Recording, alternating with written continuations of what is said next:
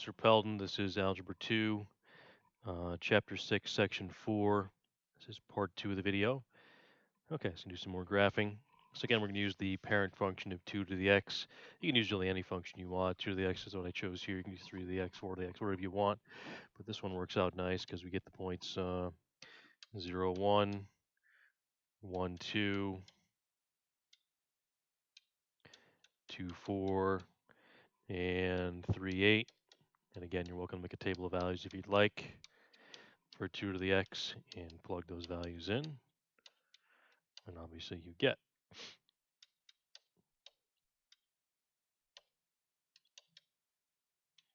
these values, but we only want the whole number ones, and I chose also to do 3 for 8. Okay, so this has a 0.5. So this is really 2 to the 1/2 x if you think about it, or 2 to the x over 2. So I'm dividing by 2 on the inside. So multiplying and dividing is scaling, but since it's in the inside, it's horizontal. So this is a horizontal since it's affecting x, and it's actually a stretch. Okay, because it's in the inside, it's counterintuitive. Outside it would shrink, but inside it's stretch. So what am I stretching? Horizontal, that's only the y value. So my 0, 1, if I stretch the 1 by 2, it goes to 2. So my new point,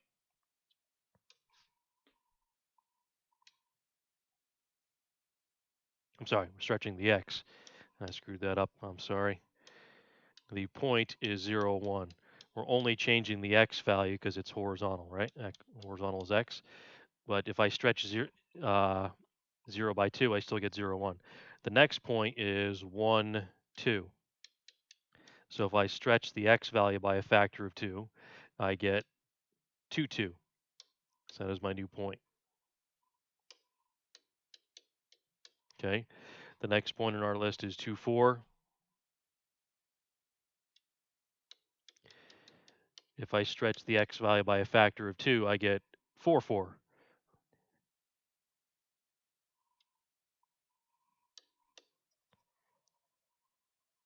Okay. And our last value is 3, 8. I think I got that right. And there's 3, 8. So if I horizontally stretch the x value by a factor of 2, since it's a 2 there and the x over 2, that gives me a 6. That's going to be out here, which will give me a 6, 8, which we really don't need. Just gives us more of a complete graph. So our graph is going to go up like this, and again, it's going to go down like this to the 0 because we didn't vertically shift or translate up or down. So this is still y equals 0. I can plug in any x value I'd like. However, no matter what I plug in to the exponent, I can never get 0, and I can never get a negative number. Okay, so it's 0 to infinity. All right, pause the video, try the student problem.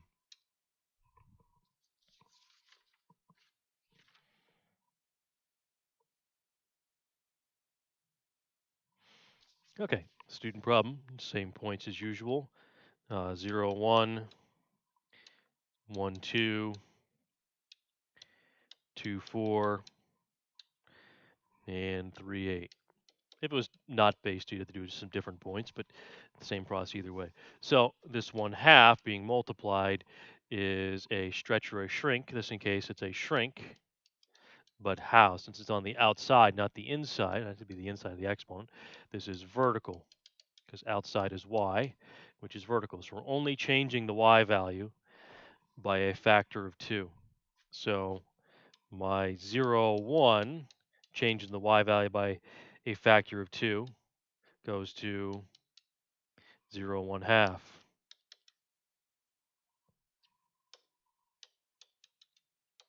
Okay. Our next point, 1, 2, only changing the y value by a factor of 2, goes down 1. So now my new point is 1, 1. The next point on the list is 2, 4. 2, 1, 2, 3, 4. So if I only change the y value by a factor of 2, I go down to 2, 2.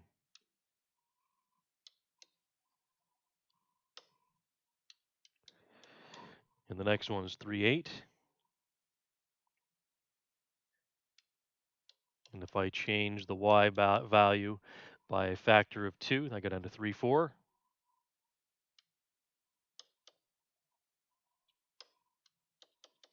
So there is our shrunk function, which was not translated up or down. So our asymptote still stays at y equals 0.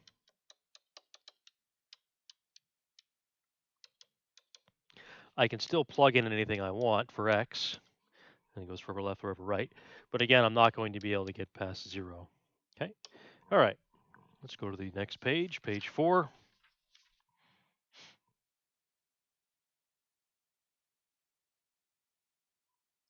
Okay, here's the thing with e to the x. E is an irrational number like pi. So if you made a table of the values for e to the x, the only one you'd get a nice rational solution is for 0, because e to the 0, or anything to the 0 power, is 1. Okay, if you do any of the other ones, they're going to be decimals. So if you did e to the negative 2, it's going to be 1 over e squared, which is decimal. If you do e to the 2, you're still going to get a decimal either way. So the only one that really we can pick out easily here is the 0 one each time. Okay, so what's going to happen here? If I look at the pieces that I have here, this is going to translate it up, right? Because it's a plus 2 on the outside. And this is going to translate it left, because it's a plus 3. It's in the inside. So which one happens first? This one happens first. This one happens second due to the order of operations, the order of transformations. Okay, so if I take our 0, 1 point, the only one we really have that's a nice whole number, and we translate left 3, then we translate up 2, that is our new point. Okay, so we take our curve and graph it, but what happened to our original asymptote? Originally it was y equals 0, but we moved up 2. Okay, so that is our new asymptote at y equals 2. Okay, and you can do a table of values if you want to verify this. And of course, you get 1 here for that. No, you wouldn't actually. That's for the other one. We don't need a table of values. I'm sorry. Okay, if you do the table of values over here, you get 0.14, 0.37, 2.7, and 7.4. Okay, and you could add and subtract to those values if you want, but you're going to get something that looks basically like this. Okay, so it goes forever left and forever right, and it can only go down to 2 or up forever, because basically it's going to bottom out at 2, because this is trying to get to 0 as you plug in the negative numbers. So these ones will be easier with the e's versus the whole numbers. You just find that pivot point and go from there. All right, try the next problem. Pause the video for yourself.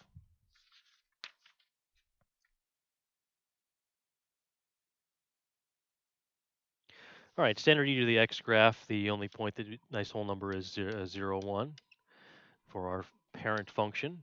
So we're going to translate right, since it's a minus 1, it's counterintuitive in the inside. The 2 is a scaling, which is actually a stretch because it's on the outside. So therefore, it's vertical. Outside is y, so that's vertical. So it's straightforward too. Then we have this negative here. That is a reflection, because if you change by a negative, you're changing your value to the opposite value. So it's reflecting on the, well, it's on the outside, so that affects y. If you change your y value, you went over the x axis. So now we have a question of order here. So vertically stretching, translating right, and reflecting.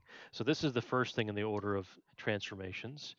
Stretching and shrinking is the second thing, and reflecting is the third thing. The fourth thing would be vertical translations up and down. We don't have any in this particular problem.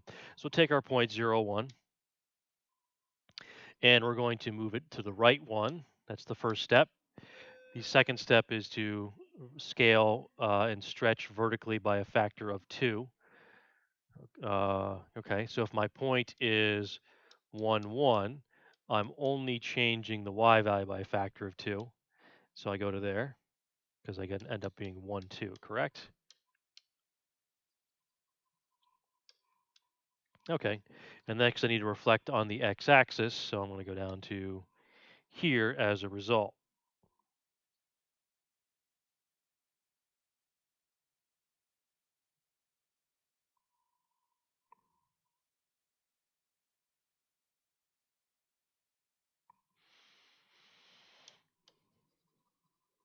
Okay. So our original asymptote is y equals 0. So we went down 1. No, we did not. We did not go up or down. So our new one is right here. It's still at y equals 0. So our graph essentially goes like this. So we have negative infinity to infinity, because essentially we did a reflection. So our one that went up and down, right, or left to up, now goes, left to down. And our range is, our high value is now 0, and it goes down to negative infinity. Okay. All right. That is the end of the next part, part 2.